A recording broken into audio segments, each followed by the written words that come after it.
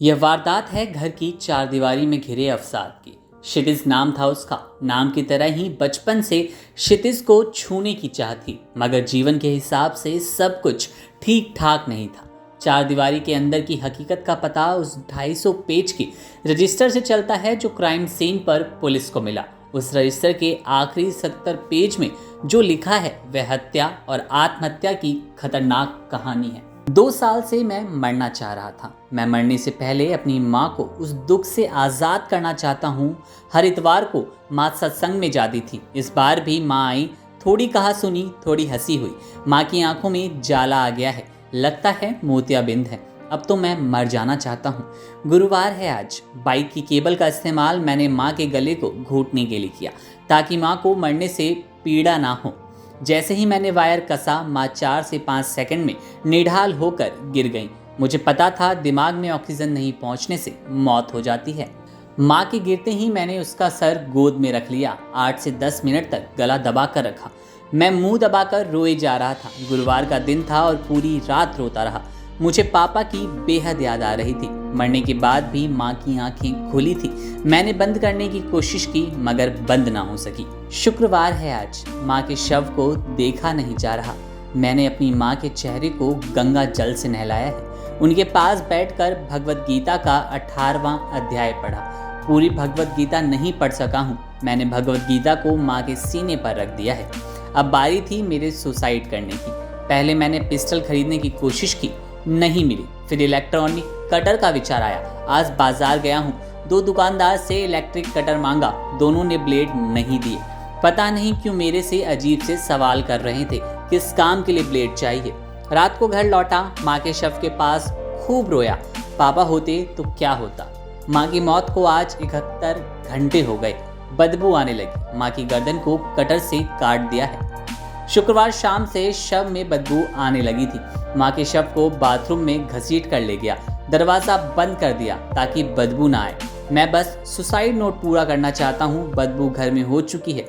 आज शनिवार है, 3 दिन से खाली पेट हूँ, कुछ खाया नहीं। बाद में मुझे याद आया मैंने गर्म पानी पीने को रखा है। कमरे में बदबू नहीं रुक रही, इससे मेरी तबीयत और बिगड़ने लगी। मैंने लकड़ी की पेंसिल के बुरादे को जलाया, धूप बत्ती जलाई।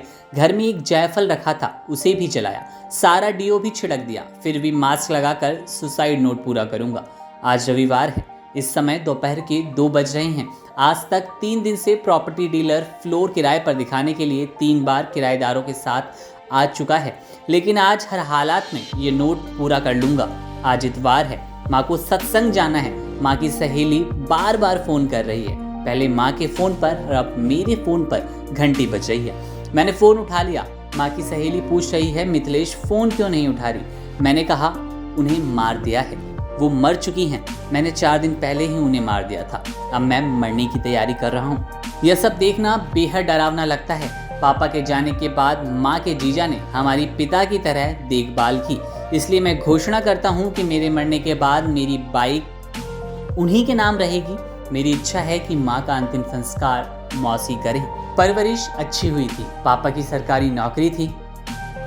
बाद में स्कूल में मुझे लोग इग्नोर करने लगे। क्लास में सबसे डरपोक बच्चा था।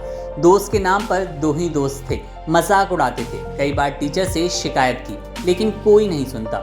स्कूल में बस चढ़ते उतरते समय मेरे अंदर अजीब सा डर, शर्म और घबराहट रहती थी। मेरी माँ मेरी उम्मीद थी। पापा के जाने के बाद माँ और मैं अकेले पड़ गए। मेरे पापा हम सबको एक ऐसे समय में छोड़कर चले गए जब हमको उनकी सबसे ज़्यादा ज़रूरत थी।